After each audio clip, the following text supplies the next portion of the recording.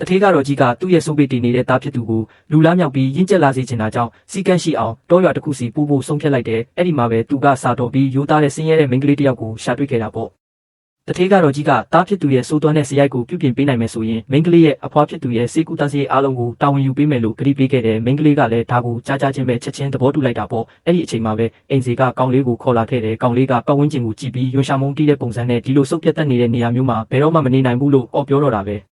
တထေးကတော့ကြီးကသားဖြစ်သူဟာအရန်ရိုင်းဆိုင်တယ်လို့တွေးမိပြီးစရိုက်မပြင်းမချင်းအိမ်ပြန်မခေါ်ဘူးလို့ပြောလိုက်တဲ့ကောင်လေးကသူ့အမေက6ရုံပဲ6တာလို့ထင်နေခဲ့ပေမဲ့သူ့အမေကကားမောင်းပြီးတကယ်ထွက်သွားတာကိုမြင်တော့မှပဲပြပြတလဲနဲ့လိုက်ခေါ်ဖို့ငိုယိုပြီးတောင်းပန်တော့တယ်ဒါပေမဲ့သူဘလောက်ပဲတောင်းပန်သူ့အမေကတော့စိတ်မပြောခဲ့ဘူးနောက်ဆုံးတော့ကောင်လေးလည်းမတက်တာပဲမိန်းကလေးရဲ့အိမ်ကိုလိုက်သွားခဲ့ရတယ်ဒါပေမဲ့အိမ်ထဲကိုခြေလန်းလိုက်တာနဲ့အိမ်ကဆုတ်ချလာကြည့်လားဆိုပြီးညှဉ်းညူတော့တာပဲကောင်လေးကဘလို့မှလိုက်မဝင်တာကိုမြင်တော့မိန်းကလေးကသူ့ကိုနောက်ဖေးကဝက်ချန်စီတန်းခေါ်သွားပြီးဝက်တွေနဲ့ပဲအတူအိတ်လို့ပြောလိုက်တယ်ကောင်လေးကမိန်းကလေးကသူ့ကိုတက်မဲ့ဆန်းနောက်နေတယ်လို့ထင်ပြီးဒေါသတကြီးနဲ့အကြီးကျယ်ပောက်ကွဲပါလေတော့ဒါနဲ့သူကမိန်းကလေးသိမ်းစီထားတဲ့ပြောင်းမှုစေတွေကိုဝက်တွေပေါ်တွန်းချပစ်လိုက်ပြီးမင်းကိုစိတ်တူအောင်တက်လောက်တာလို့ပြောလိုက်တယ်မိန်းကလေးလည်းတကယ်ကိုဒေါသထွက်သွားခဲ့တာပေါ့နောက်တစ်စက္ကန့်မှာပဲမိန်းကလေးကကောင်လေးကိုဆွဲဖမ်းပြီးအနားမှာရှိတဲ့ brush နဲ့သူ့တင်ပါကိုရိုက်နှက်ဆုံးမပါတော့တဲ့ကောင်လေးလည်းနာလုံးလို့အော်ဟစ်ငိုယိုပြီးနောက်ဆုံးတော့အညံ့ခံလိုက်ရတဲ့မိန်းကလေးကသူ့ကိုပြစ်ဒဏ်အနေနဲ့ဝက်ချံကိုတန်ရှင်းရေးလုပ်ခိုင်းပြီးလှည့်ထွက်သွားခဲ့တယ်။အဲ့ဒီညမှာပဲကောင်လေးကဝက်ချံကိုတန်ရှင်းရေးလုပ်လို့ပြီးသွားတယ်မိန်းကလေးကသူ့ကိုစံပြုတ်တစ်ပတ်ကန်လာချပေးပေမဲ့သူကတော့ညစာကရှင်းလင်းလုံးနေဆိုပြီးညှဉ်းညူပြန်တယ်သူကြိုက်တဲ့ဟင်းချက်မပေးရင်အနက်ခံမယ်လို့ပြောတာပေါ့မိန်းကလေးကတော့သူ့ကိုအဖက်တောင်မလုပ်တော့ပဲထမင်းစားပြီးတာနဲ့ထွက်သွားခဲ့တယ်။